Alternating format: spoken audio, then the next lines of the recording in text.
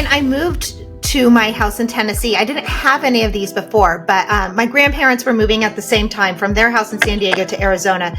And, you know, as you get older, sometimes it's like, oh, they're just trying to pass everything on to us. Oh, do you want this? Do you want this? Do you want this? We don't want it anymore. I'm like, no, I don't want it. All I wanted was the old pictures of my family when they came over from Italy and things like that. And I wanted the stories behind them because I'm a storyteller and that means so much to me.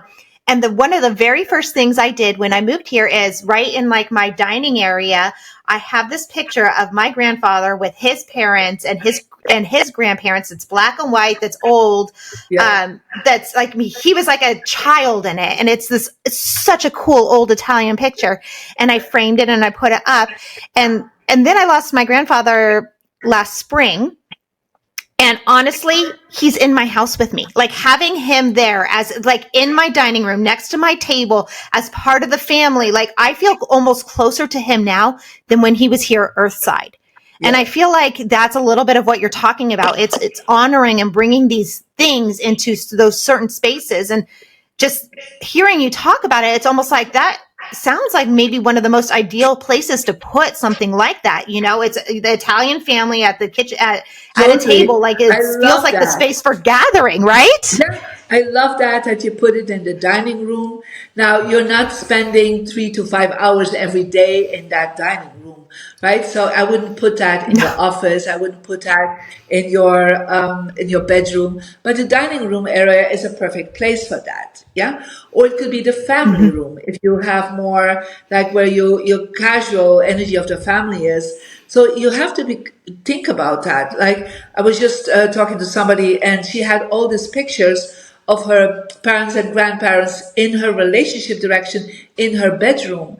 And, you know, guess what? You know, she's living all the time in the past. So when I talk to her, she can't move on from her past experiences to move into getting out of being alone now into being back in a relationship. I said, take these pictures out, you know, put them in the place where you would hang out with your family, even if they are living in the past because they're passed on.